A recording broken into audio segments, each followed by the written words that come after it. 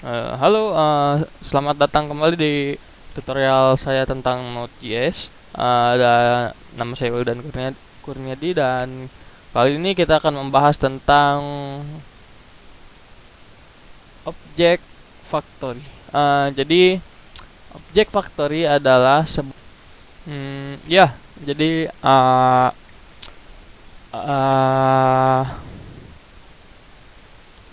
Object Factory ini adalah apa ya? Sebuah objek yang akan membuat objek lagi gitu. Jadi objek yang membuat objek. Jadi begini, misalnya kalau misalnya di yang tadi itu kan kita gini. eh Oke, es misalnya di yang tadi itu begini. Jadi kalau misalnya Arif punya permainan favorit, maka Nindi langsung mendisplaynya. Yang terjadi adalah game favorit di sini berubah menjadi NBA kan. Nah, mungkin untuk beberapa kasus cara begini itu efektif gitu. Tapi kalau dengan eh, object factory itu, eh, dia bakal membuat sebuah salinan objeknya gitu. Jadi eh, Arif punya game favoritnya sendiri, Nindi punya game favoritnya sendiri gitu, yang nggak ada pengaruhnya ke si modul yang di share-nya ini gitu. Jadi uh, object factory adalah ya, jadi bisa dibilang ini adalah object factory-nya gitu, jadi pabrik si objeknya di mana ya, ini memproduksi dan bisa dipakai oleh Arif, Nindi dan ya modul-modul yang lainnya gitu. Oke, langsung saja kita melakukan pengkodingan karena saya menjelaskannya mungkin terlalu rumit. Jadi eh, nggak ada yang perlu kita tambahin di sini.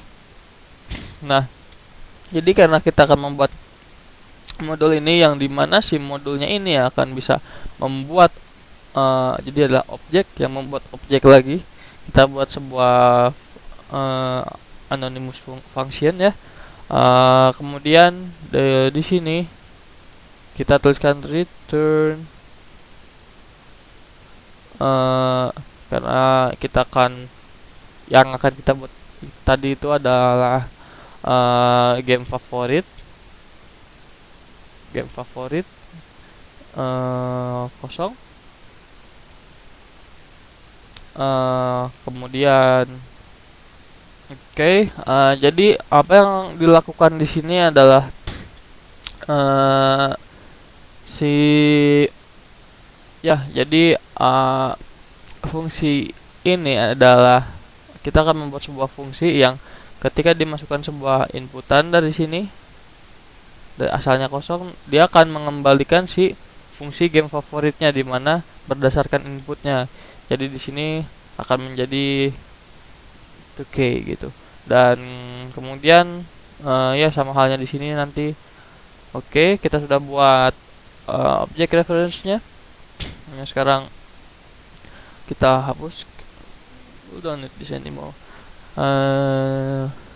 Sekarang kita panggil itunya. Ya sekarang kita buat apa namanya? Kita buat variabelnya lagi begitu. Variabel game Arif sama dengan permainan. Kemudian game Arif dot game dot game tadi itu adalah game favorit ya, game favorit sama dengan misalnya game favorit jadi adalah NBA 2K19 maybe. Oh oke, seperti ini. Jadi coba kita cek jalankan. Oh ya, di appnet nggak ada yang berubah, dia tetap akan mengimpor di Arif dan Nindi. Kita run. Oh ya, Hmm, hmm, apa error ya? Bener-bener permainan ini. Coba kita return. Oh ya, coba kita cek apakah benar. Oh, coba kan juga. Eh, oh iya, lagi-lagi saya salah di sini. Kebiasaan buruk. Oke, coba kita cek. Nah, nyala dia. Coba kita jalankan lagi.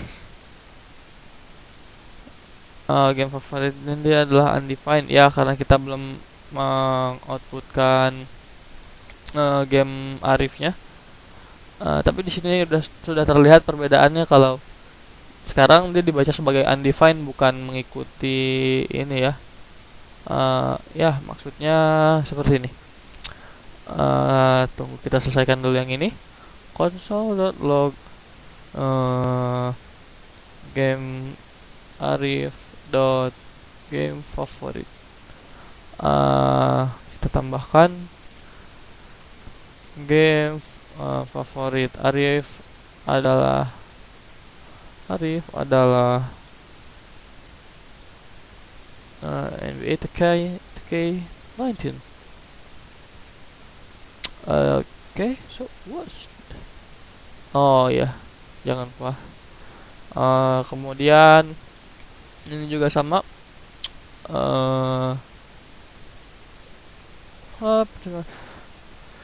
Jadi kita buat variabel baru permainan.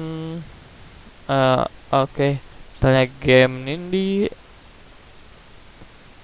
Nindi akan punya game favoritnya sendiri yang diambil dari permainan, dan kemudian game Nindi dot game favorit kita set ke apa ya, Harvest Moon mungkin, atau saya nggak kurang tahu sih Nindi suka main apa aja, mungkin Harvest Moon.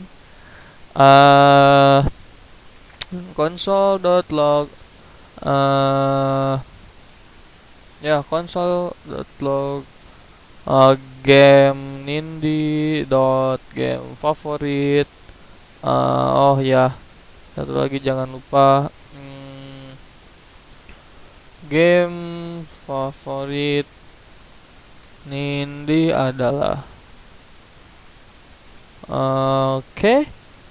Sekarang kita coba jalankan. Ya, dan mereka memiliki fungsinya masing-masing.